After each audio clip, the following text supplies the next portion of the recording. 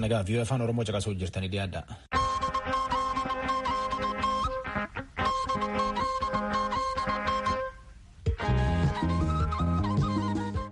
Vii'oo afaan Oromoo wixataa haga jimaataa galgal sa'aatii 2 akka sa'aatii 3 meetirabaandii 22,25,31 fi vii'oo 24 irraa caqasuu jirtan laayyuu jalqabna.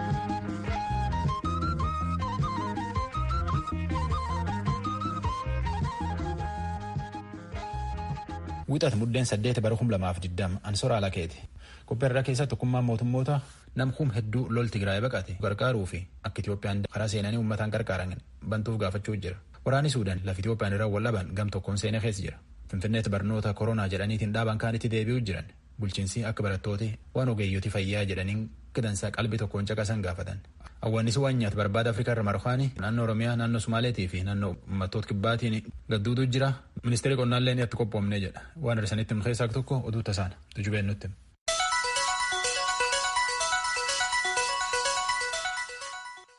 Attamooltan oduun galgala kanaaf qabnu kunoo. Duulli waraanaa dhaabatus hojiin seera eegsisuu kan xumuramu garuu hoogganoonni wuhaat murtiitti ennaa dhiyaatan qofaa jechuudhaan itti gaafatamaan paartii badhaadhinaa dubbataniiru. Kunis guyyoota murtaa'e keessatti xumuramuu danda'a jechuudhaan miseensa koree hojii raawwachiiftuu paartii badhaadhinaaf hoogganaan waajjirichaa obbo Binnaalf Andu'aalam raadiyoo sagalee Ameerikaaf ibsaniiru. Kan hanga ammaatti injifachuu isaa hin simanne wuhaat tooftaadhaan boodatti deebi'uu isaa ibsaa jira jedhan. Obbo Binnaalf yaadawwan akkasiif riphxee loltummaan yeroo dheeraaf turuu mala tilmaama jedhu garuu fudhatama dhabsiisaniiru. በአገር ክደት የተሰማራው የህወሓት ቡድን ከመጀመሪያው ጀምሮ ምን አይነት መግለጫዎች ሲሰጡ እንደነበረ ሁሉም ሰው የሚያውቀው ይመስለኛል። Ganiinsa biyyaa irratti kan bobba'e gareen wuhaat jalqabumarraa ibsa akkamii kennaa akka ture martinuu kan quba qabu natti fakkaata.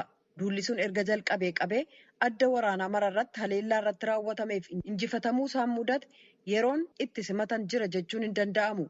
Dhugaan lafa jiru garuu kana. Hanga dhumaatti Maqaleen to'annaa jala hanga ooltutti ibsi isaan kennaa turan Aksuumiin deebinee qaban bakka kanaatti haleellaa raawwanne murna waraanaa gasii barbadeessine ka jedhu uumanii odeessaa turan. Kun ta'e jedhee uummata dogoggorsuuf hawaasi addunyaas waraanichi akka itti fufee jiru akka hubatu isaan immoo injifannoo gonfachuun itti fufuu isaanii fakkeessuuf kan afarfame olola sobaati. Yeroo ammaa humni isaanii bittinnaa'ee lolli waraanaan geggeeffamu guutummaan akka dhaabatu ta'eera. Kanaaf hojii poolisiitii poolisiin kanneen dhokatanii jiran qabee murtiitti dhiyeessuuf hojjetaa jira jedhan. Wuhaat shororkeessummaan akka himatamu waamichi dhiyaataa jiraachuu ka tuqan hoogganaan waajjirichaa paartiin biyya bulchu badhaadhinni murtii dhumaarra akka hin gahin ibsaniiru. Gama biraan waggaa 30 waan ta'uuf ka'aa kan ture gaaffiin eenyummaaf bulchiinsa daangaa karaa seeraan deebii akka argatu koreen hojii raawwachiiftuu paartii badhaadhinaa murteessuusaa itti gaafatamaan waajjirichaa ibsanii jiran. Koreen hojii raawwachiiftuu paartii badhaadhinaa sadaasa 25-26 walga'ii guyyaa 2 geggeessaa ture xumuree jira jechuudhaan Iskindar Fireew gabaaseera. Muummichi ministeeraa Itoophiyaa Abiy Ahmed garee fincile kan Tigraay gaarreen naannoo Tigraay keessa riphxee loltummaatti bobba'uuf dandeettii qabu ka jedhu fudhatama dhabsiisaniiru. Loltoonni federaalaa magaalaa Maqalee paartii biyya bulchu wuhaat harkaa fudhachuudhaan to'achuunis ibsamee jira. Hoogganoonni wuhaat garuu adda waraanaa naannoo Maqalee jiru adda addaa keessatti lolarra jiraachuu beeksisan. Hayyoonni Itoophiyaa tarkaanfiin humnaa naannoo gaanfa Afrikaa keessaa sabatiinsi akka hin jiraanne godha sodaa jedhu qabaachuu isaanii ibsaa jiru. Malli quunnamtee adda citee waan jiruuf hojjettoonni gargaarsaaf sabaa himaaleen gama seenuun murtaawaa waan ta'eef jecha lola gama maraan geggeeffamu mirkaneessuun hin danda'amne jechuun Reuters gabaaseera. Waraanni Yuunaayitid Isteets gaanfa Afrikaa keessaa akka hin baane ibsamee jira. Pireezidaanti Tiraampiif ministiriin ittisaa yeroo fi kallattii kennaniin humnoonni Yuunaayitid Isteetsiif waaltaa ajajaa Afrikaa deebisuun gaanfa Afrikaa keessa ni buufatu jechuudhaan ajajaan waraanaa Yuunaayitid Isteets kan waaltaa ajajaa Afrikaa Jeneraal Steefan Taawunsan beeksisaniiru. Lakkoobsi humnoota keenyaa akka Somaaliyaa keessaa akkaan gad xiqqaachuuf jira garuu humnoonni Ameerikaa naannoo sana keessa ni turu. Kanaaf hojiin keenyaaf murannoo nuti michoota keenyaaf qabnu hin jijjiiramne jedhan. Hidhata Alqaayidaa kan qabu Alshabaab irra dhiibbaa kaa'uuf michoota keenya gaanfa Afrikaa waliin dantaa keenya waliiniif hojjechuu itti fufuudhaan Yuunaayitid Isteets gaanfa Afrikaaf Somaaliyaa keessatti cicha qabdu itti fuftii jedhan. Innaa barbaachisetti yoomiyyuu taanaan naannoo kam keessatti iyyuu hatattamaan dandeettii deebii kennuuf qabnu mul'ifnee jirra jedhaniiru.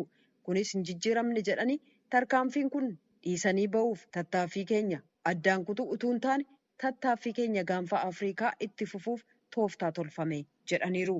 Waraanni Sudaan lafa qonnaa falmisiisaa biyyattii kan naannoo waraanaan bututte Tigraay cinaatti argamurra buufachuu itti fufee jira.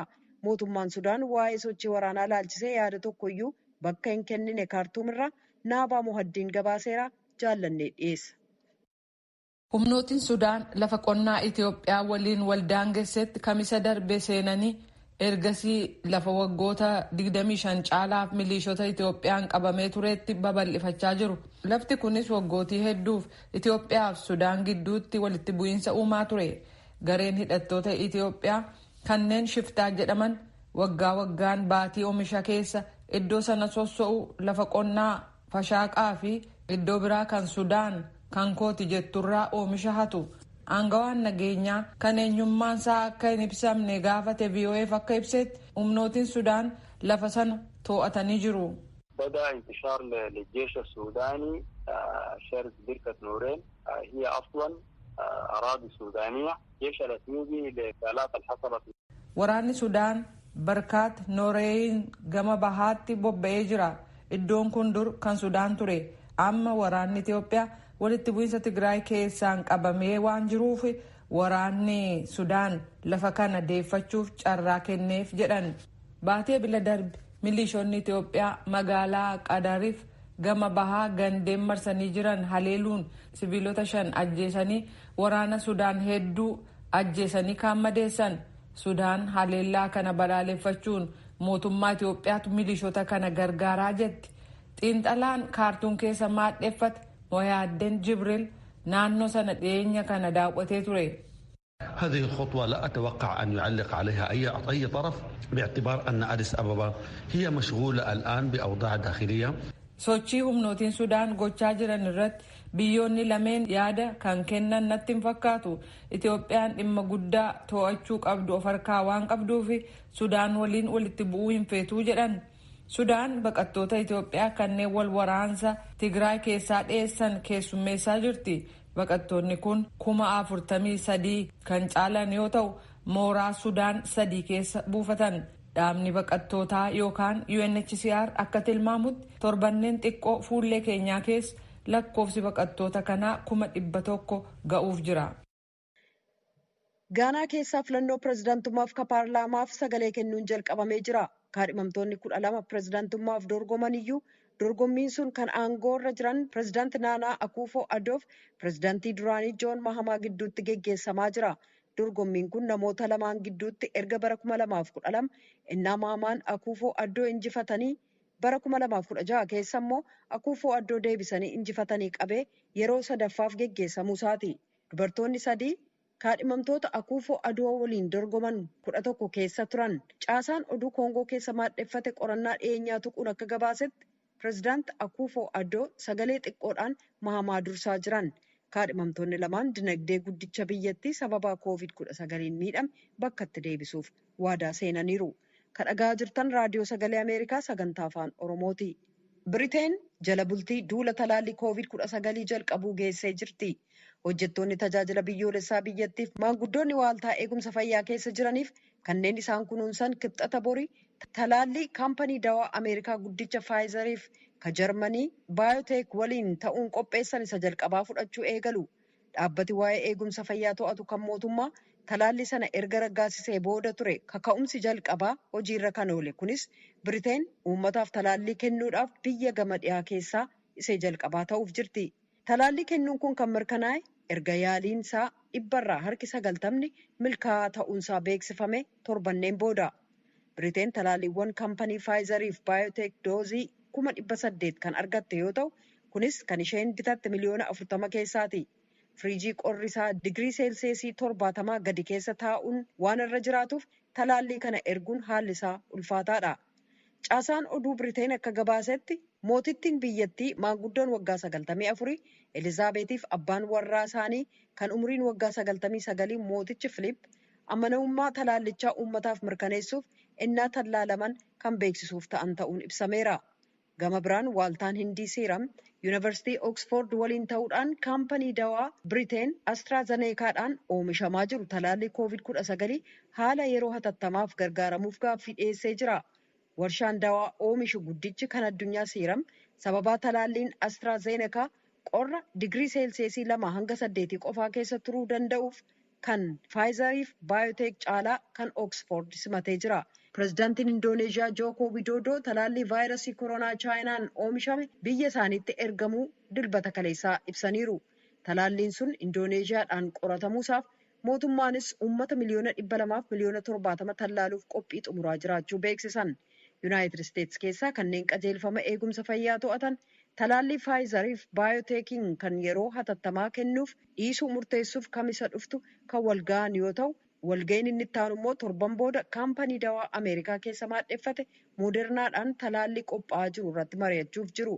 Ministiriin tajaajila eegumsa fayyaaf namoomaa Aleeks Azaar dhaabbata oduu Fooksiif dilbata kaleessaa akka ibsanitti bulchiinsi nyaataaf dawaa Yuunaayitid Isteetsi talaallii Faayizar yoo raggaasise ogeessonni eegumsa fayyaa talaallii sana sa'aatilee keessatti dhukkubsattootaaf kennuu jalqabu jedhan. Aangawoonni kutaa Yuunaayitid Isteetsi kan Joorjiyaa keessaa pireezidaanti Doonaald Tiraamp filatamaa pireezidaantummaa akka ta'an Joo Baayiden shiraan filannoo kutaa sanaa injifatan jechuudhaan himannaa isaan dhiyeessan fudhatama dhabsiisan. Aangawaa dhimma filannoo gameeyyii kan kutaa sanaa akka ta'an Biraad Raafensberger dhaabbata oduu ABC'f torban kana ibsa kennaniin akka miseensa garee Riippaabilikaanii safuutti cichu tokkotti Tiraamp kutaa Joorjiyaa keessatti injifachuu dhabuu isaaniitti gaddeera garuu uummati Joorjiyaa filateera kanaaf sagalee uummataa kan jijjiiru hin jiru jedhan.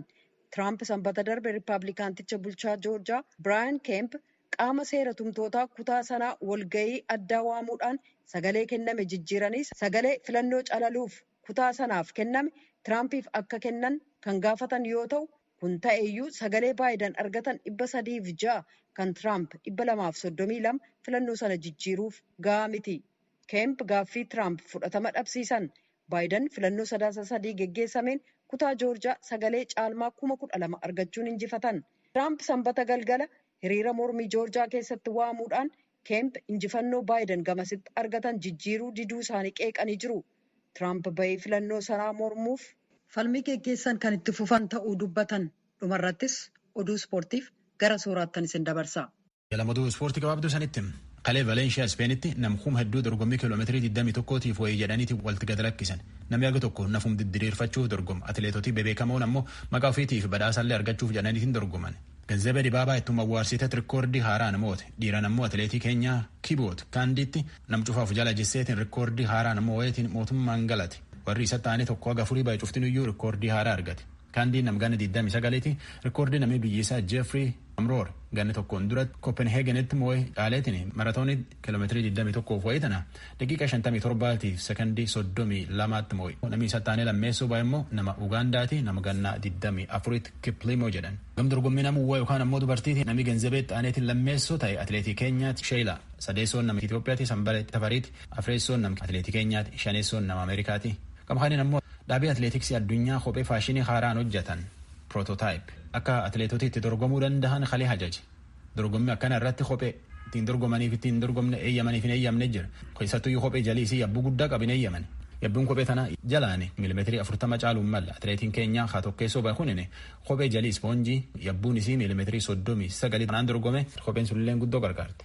NFL dorgommii harkaaf miila Ameerikaatti jiran. Taphalee guyyaa dheengaddaatiin gareen Raams garee Kaardinaal 38-28 Packers Eagles 30-16 gareen Patriots garee Chargers 45-2 gareen Chiefs garee Bronco 22-16 torban 13 keessa jedhanii torban 4 fudhumachuuf dorgommii kilaboota kubbaa miilaa English Premier League illee itti jiran torban 11 keessa jiran Chelsea Leeds United 3-1 Manchester United West Ham 3-1 Crystal City West Brom 5-1 waan adii garsiifte illee taphaan irratti Zahamii fi Benteken goolii 2 galfatan. Leicester City illee Sheffield United 2-1 moote.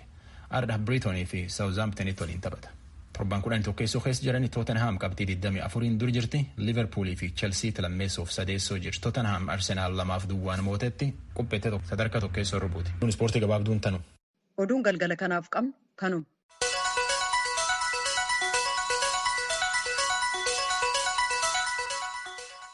Via afaan Oromoo caqasuu jirtan.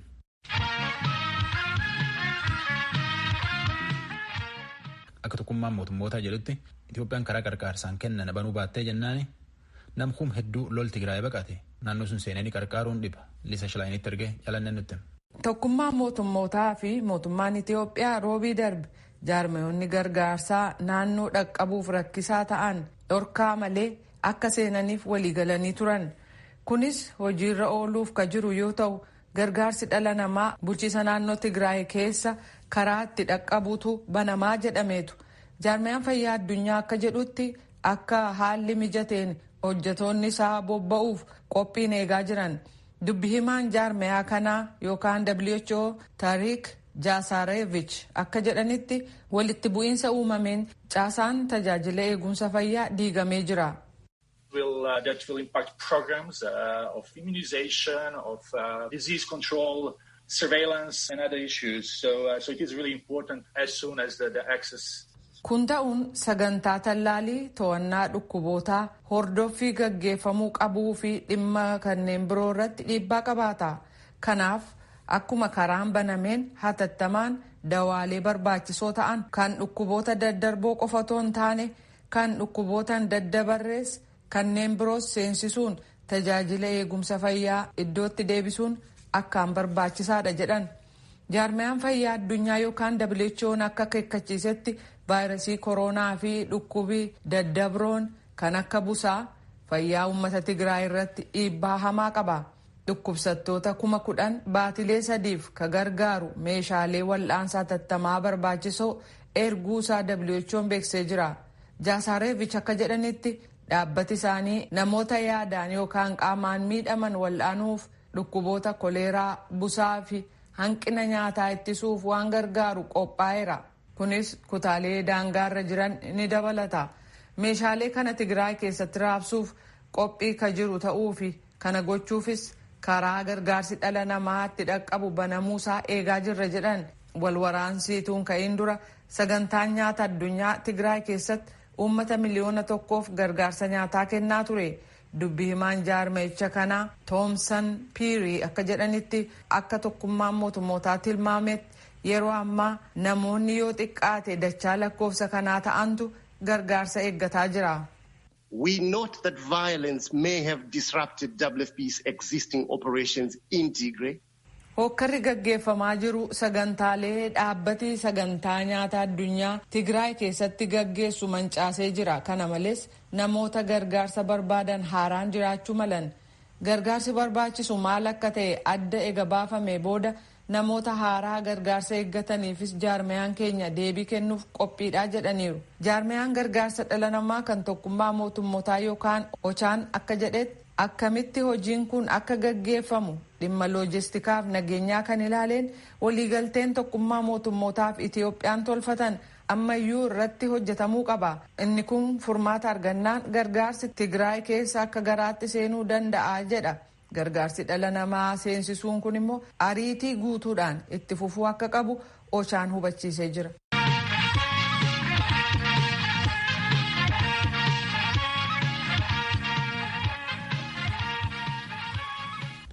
Finfinneetti barumsa koovidii jedhaniitiin dhaaban kan amma itti deebi'uuf furfoo jiran. Akka bulchiinsi Finfinnee jedhetti barattoota dhibu kan ofirra dhowwuu fi gorsa ogeeyyoota akka dansaa caqasuu malan. Tsaayidaamtoota erge. Barnoonni idilee dareetti kennamu sababa weerara COVID-19tiin ji'oota 8 darbaniif addaan citee ture har'a sadarkaa magaalaa Finfinneetti kutaa bulchiinsa magaalattii hunda keessatti barnoonni bara 2013 kan kutaa 5 olii eegalameera. Ittaantuu kantiibaa bulchiinsa magaalaa Finfinnee aadde Adaanech Abeebee dabalatee hooggantoonni bulchiinsa magaalattii kutaa bulchiinsa Nifaas Silkii Laaftootti argamuudhaan mana barumsaa Makaniisaa sadarkaa 1ffaatti barnoota jalqabsiisaniiru. Saganticha irratti dubbii kan taasisan aadde Adaanech haala amma jiruun vaayirasii koronaa ofirraa ittisuudhaaf oomishaaleen barbaachisanis ta'e hubannoon hawaasa bira jiru fooyya'aadhaa jiran. ብዙ የተለያዩ የመከላከያ ዘዴዎችን har'a ittisa koovidiif kan ta'an oomishaaleen barbaachisan baay'inaan biyya keenyatti oomishuun eegalameera. Oomishaalee kana immoo isiniif dhiyeessuu eegalleerra. Isinis nutis hundi keenya akka biyyaatti COVID-19 akkamittiin ofirraa ittisuu akka dandeenyu hubannoo arganneerra. Hubannoos argattaniittu. Kanuma ilaalcha keessa galchuudhaan sirna baruuf barsiisuu addaan citee ture itti fufsiisuufi ለማስቀጠል ነው። barnoonni idilee dareetti kennamu akka jalqabamuufis qophiileen taasifamaa turuu isaanii Aadde Adaanech ibsaniiru. መምህራኖቻችሁ የሚነግሯችሁን የሚመክሯችሁን በደንብ በተግባር ላይ ማዋል ከእናንተ ይጠበቃል። መምህራኖች ብቻ አይደሉም፣ የጤና ባለሙያዎችን በየትምህርት ቤቱ ቀጥረናል። gorsaaf ergaa barsiisonni keessan isiniif dabarsan sirnaan hojiirra oolchuu kan barsiisota keessan qofaa osoo hin taane ogeeyyii fayyaas manneen barnootaatti qacaramaniiru. COVID-19 ilaalchisuudhaan dhiyeessii ittisaaf oolu qofaa miti kan isaan isiniif dhiyeessan. Hubannoo fi odeeffannoo waa'ee vaayirasii kanarratti kan isiniif kennanidha. Akkamiin ofirraa ittisuu akka dandeessanis sirnaan hubannoo isiniif kennu. Isinis hubannoo kana hojiirra oolchuun of eeggachuu qabdu. Fayyaa keessan tiksuu qabdu. Erga fayyaa taataniin booda kan nuti karoorfanne kan galma gahu. Kanaaf fayyaa keessaniif xiyyeeffannoo kennaan jira.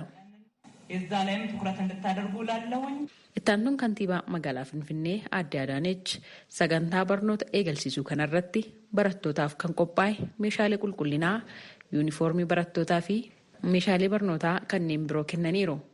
ሽፍት ነው አሁን የምንጀምርበት የመማር ማስተማር ሁኔታ።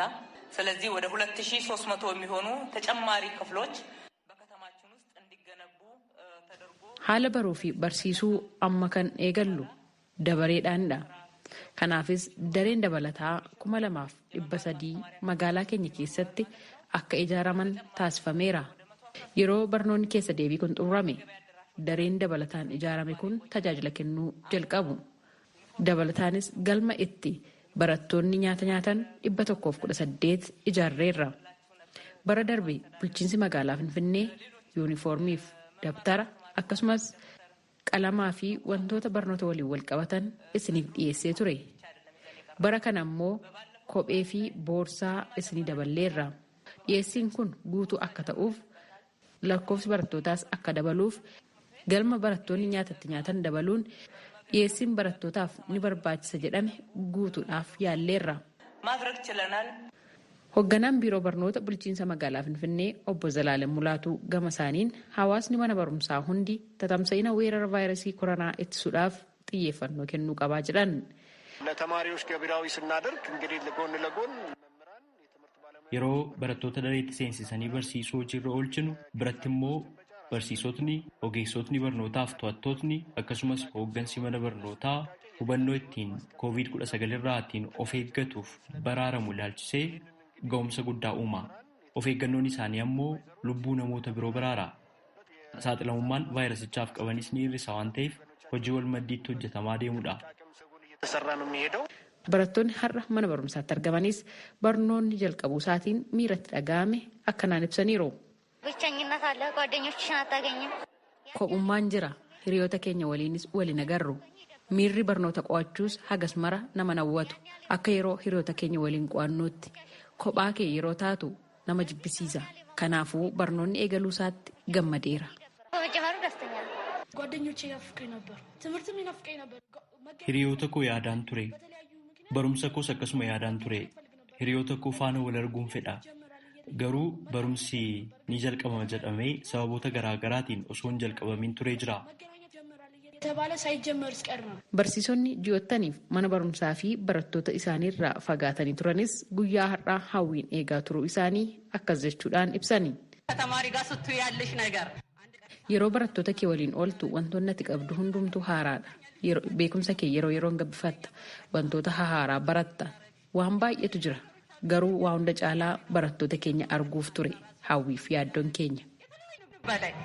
ዛሬ የገጽ ለገጽ ትምህርት ያው በከተማ አስተዳደሩ እንዲጀመር ተደርጓል። har'a sagantaa idileetiin barattootni daree seenanii akka baratan taasifamee jira. Kutaa 5ffaatii hanga kutaa 8ffaatti barattoota jiraniif jechuu kooti. Gumaachi keenyas daran olaanaadha. Hanga danda'ametti qaamoleen qooda fudhattootaa hojii barnootaa keessa jiru waliin ta'uudhaan milkaa'ina barattootaa fi dhabamsiifamuu weerara COVID-19f gahee keenya ni baanna jedhee yaada. Waliigalaan haalli baruuf barsiisuu weerara COVID-19 irraa bilisa karaa ta'een akka gaggeeffamuuf barattoonni barsiisonniif maatiin barattootaa of eeggannoo cimaa taasisuu akka qaban Aadde Adaanech hubachiisaniiru. Gabaasa Raadiyoo Sagalee Ameerikaatiif Tsahaay Daamxoo Finfinneerraa.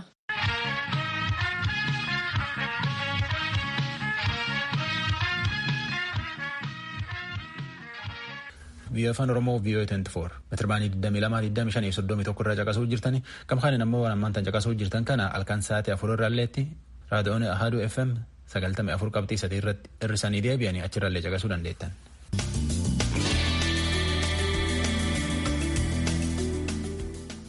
Awwaannisi gannum gannaan lafa jiituu barbaada Afrikaa irra marhaane dhumuddeetii jalqabee Keenyaaf Sumaalee irraan gadi duude naannoo Oromiyaa naannoo Sumaaleetiif naannoo uummata kibbaa ga'uu danda'a jedha ministeerri qonnaa. Tanumaafuyyuu helikoophitarii suunkii yookaan ammoo keemikaala biifu kurfeeffannee qophii jirraa jedha Muktaar Jamaaliin nu erge.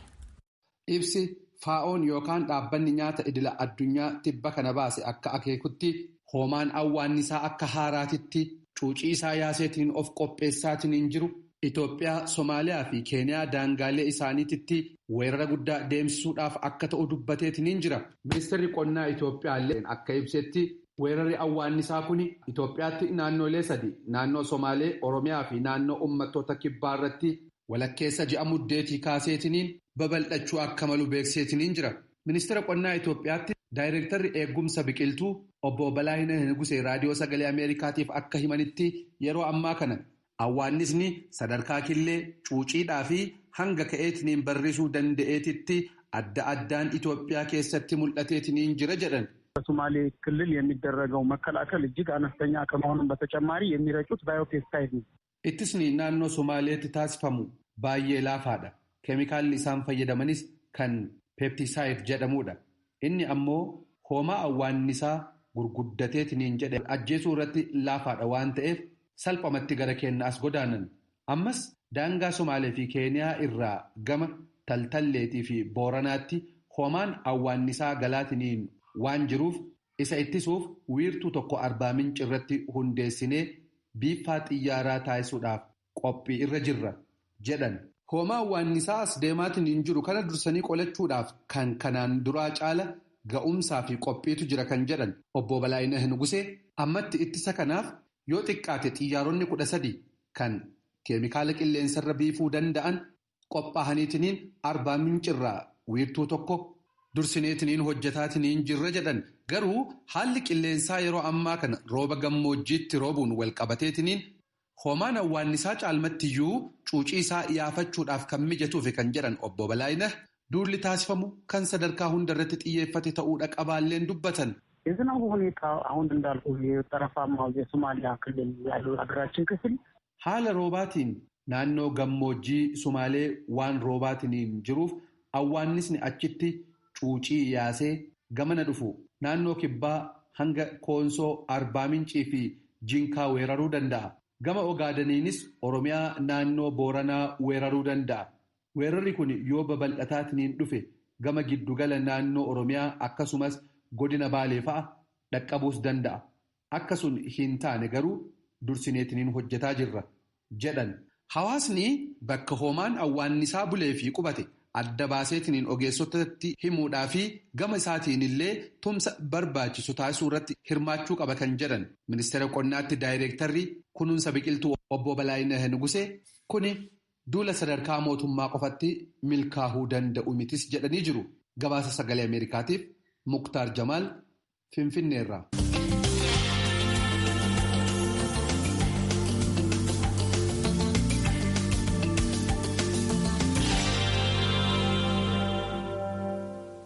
Tarratanum taboriitii waldachaa nagee jenne nagee ansoraa laheeti sagantaa afaan Amaaraatti ta'an.